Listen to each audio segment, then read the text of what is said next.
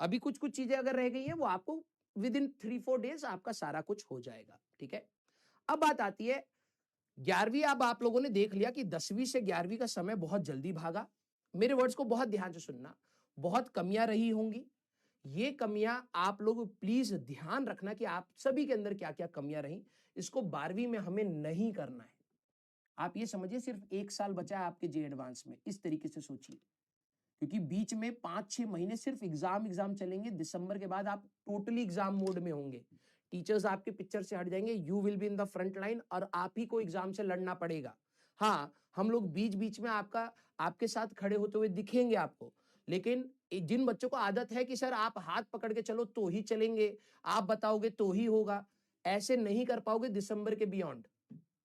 क्योंकि दिसंबर के बियॉन्ड आपके पास अपने प्री बोर्ड्स होंगे, बोर्ड्स के प्रैक्टिकल्स होंगे, आपको अपने मॉक टेस्ट देने होंगे, जेई मेंस हो जाएगा, उसी में आपका बोर्ड्स होएगा, फिर उसके बाद आपका जेई मेंस 2 होगा, फिर आपके पास एडवांस होगा, कुछ बच्चे बिट्स भरेंगे, कुछ बच्चे WBJE भरेंगे, और भी फलाना ठिकाना बहुत सारे फॉर्म्स होते हैं, आप भरोगे, सीधे आप जून तक एग्जाम फ्रंट पर रहेंगे। And it's not easy to maintain that status. बीच में इतना गंदा सिचुएशन आता है कुछ बच्चों का कि पूरी 2 साल की मेहनत खराब कर लेते हैं, दिमाग काम करना बंद हो जाता है। तो इसलिए मैं कहता हूं बहुत लोड लेकर के पढ़ाई नहीं करना है, बिल्कुल सिंसियर होकर के पढ़ाई करना है, टेंशन फ्री होकर के पढ़ाई करना है। क्योंकि ये जो हमारी रेस है ये स्प्रिंट नहीं है, ज्यादा तेज दौड़ोगे खत्म हो जाओगे, गारंटी बता रहा हूं। ये बहुत आराम आराम से मैराथन टाइप का है। धीरे धीरे अपनी एनर्जी को कंजर्व करिए और धीरे धीरे अपने आप को प्रोग्रेस में रखिए, ठीक है। 11वीं के कुछ टॉपिक्स देखो, कई बच्चों के बहुत बड़े बड़े बैकलॉग्स होंगे, ठीक है, आप लोग मेरे को बता सकते हैं, लेकिन जो लिस्ट है इसके बियॉन्ड आपको कोई जरूरत नहीं पड़ेगी। तो मैंने वो लिस्ट ऑफ टॉपिक्स लिख दिए हैं। सर यूनिट्स एंड डायमेंशन की ऐसा कोई जरूरत, series and parallel of resistance में जाकर के और एक बार जाकर के आपके, और रे ऑप्टिक्स में वो lens formula and mirror formula में एडवांस के एरर्स के सवाल है। तो एरर्स आपका थोड़ा सा चाहिए होता है, लेकिन मैंने उसको हटा दिया, उसकी कोई जरूरत नहीं है, वो बिल्कुल बाद में भी आप कर सकते हैं। बेसिक मैथ्स में आपको ग्राफ आने चाहिए। अब आप मैथ्स के स्टूडेंट हैं तो इतना तो मैं आपसे एक्सपेक्ट करूंगा कि ग्राफ्स आपको आने चाहिए, डिफरेंशिएशन, इंटीग्रेशन, मैक्सिमा, मिनिमा, इसके बिना आपका काम नहीं चलने वाला। जिनका बैकलॉग नहीं है, यू हैव टू प्रॉमिस, एक बार आप अपने स्कूल के एग्जाम से फ्री होंगे, कम से कम 2 बार कंप्लीट इन चीजों की रिवाइज करके आप लोग 12वीं एंटर करिएगा, ठीक है, कंप्लीट रिवीजन के साथ। बिना ग्राफ्स के एंटर मत करना। आते ही बहुत सारे ग्राफ्स आते हैं कि ई वर्सेस आर का ग्राफ बनाओ, जैसे अभी इसमें इतने सारे ग्राफ थे, ई वर्सेस आर का, वी वर्सेस आर का, रिंग के लिए, डिस्क के लिए, थ्रेड के लिए, बहुत सारे ग्राफ आएंगे। तो आप लोग हर जगह बोल देते हो हाइपरबोला है, पैराबोला है। डिटेक्ट करना आना चाहिए। हम लोगों ने इक्वेशन बना बना करके सीखा है और बहुत बेसिक पढ़ाया है ग्राफ। मैथ्स में तो अब आई थिंक आप लोगों का थोड़ा बहुत सेक्शन हो गया होगा, स्ट्रेट लाइन एंड ऑल शायद हो गया होगा, अब पता नहीं वो 11th में है, जिसमें मैथ्स में तो बहुत डिटेल में पढ़ाया जाता है। तो आपके ग्राफ्स बहुत अच्छी होल्ड में होने चाहिए। अब आप जेई के स्टूडेंट, आप ये मतलब 2 कौड़ी की हरकत मत करना 12वीं में कि भाई कुछ भी चीज है सीधे बोल दिया कि भाई ये है, कि ये हाइपरबोला है सर। अरे इक्वेशन देख करके इंटरप्रेट लेना है, डिफरेंशिएशन अच्छी आनी चाहिए, इंटीग्रेशन अच्छी एलिमेंट लेकर के आनी चाहिए। अब हमने बहुत सारी जगह पर एलिमेंट लेकर के इंटीग्रेशन करी है।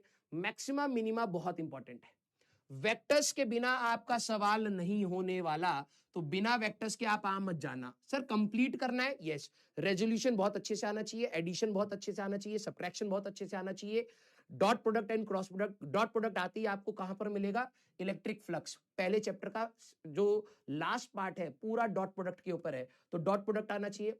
क्रॉस प्रोडक्ट, उससे पहले एक डाइपोल आएगा, टॉर्क ऑन द डाइपोल, तो आपको वहां पर क्रॉस प्रोडक्ट आना चाहिए। तो आपका वेक्टर्स के बिना तो आप लोग मत जाना, ठीक है। 1D and 2D equation of motion, v equal to, बहुत छोटी छोटी चीजें चाहिए, कितना, v equal to U plus AT, S equal to UT plus half AT, बस इक्वेशन पता हो, टीचर संभाल ले जाएगा। प्रोजेक्टाइल मोशन में time of flight, only formulas, time of flight, range, advance के सवाल है। इलेक्ट्रिक फील्ड में चार्ज पार्टिकल को फेंक दिया, रेंज बताओ। अब कोई बच्चा कहे सर मेरे को रेंज का फॉर्मूला नहीं पता, तो अब काइनेमेटिक्स थोड़ा ना पढ़ाई जाएगी। हाँ, टीचर थोड़ा बहुत रिवाइज करा सकता है लेकिन समझा नहीं पाएगा। तो तेरे को अपने जे एडवांस के कुछ सवाल हैं जहां पर तेरे को प्रोजेक्टाइल के फॉर्मूले, बेसिक ग्राउंड टू ग्राउंड के, हॉरिजॉन्टल के बेसिक फॉर्मूले आपको पता होने चाहिए। Laws of motion, free body diagram भर भर के आएगा।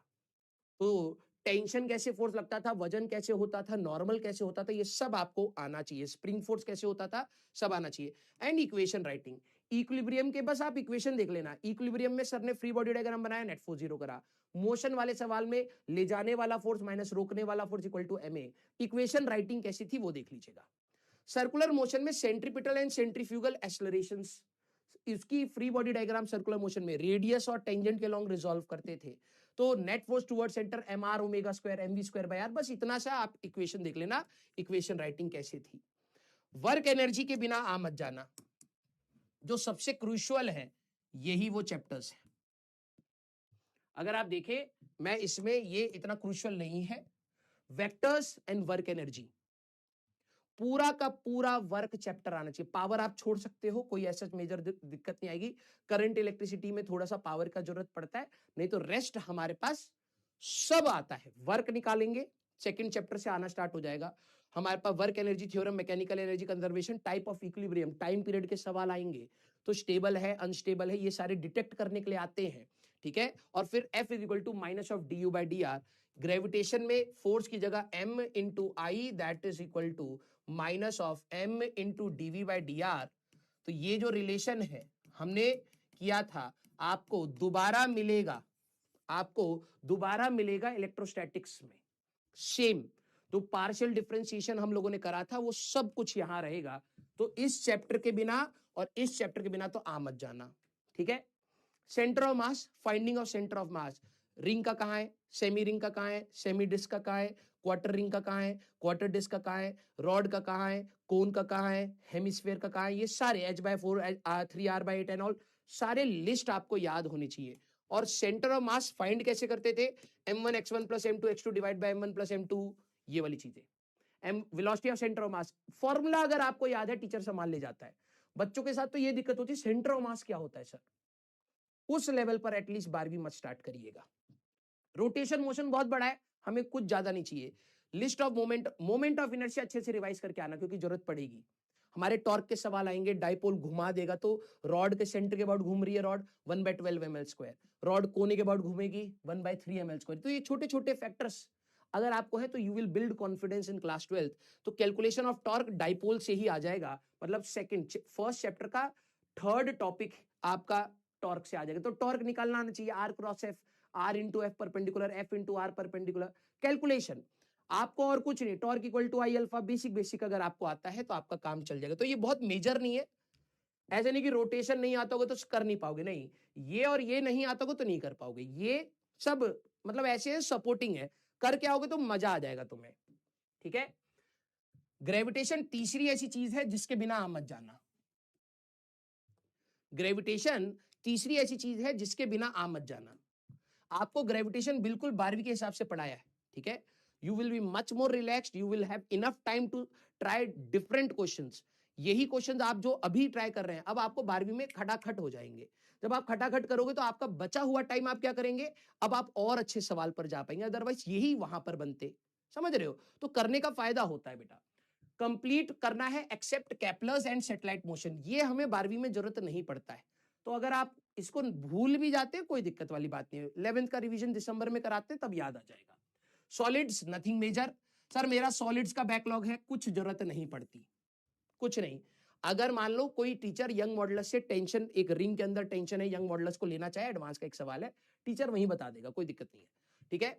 फ्लूइड्स नथिंग मेजर, सर मेरे को फ्लूइड्स में बर्नौलीज एंड ऑल ये सब कुछ नहीं आता, कोई जरूरत नहीं पड़ेगी, ठीक है।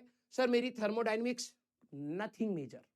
अगर कोई देखो सवाल मिक्स करना चाहे तो हम कर सकते हैं, लेकिन जब मैं मिक्स करूंगा या कोई भी टीचर मिक्स करेगा, अगर कर रहा है, क्योंकि स्टार्टिंग से लेकर के थ्रू आउट कहीं जरूरत नहीं पड़ती, करेगा तो वो बता देगा बेटा ये नहीं आता था, देख ले ये चीज ये होती है।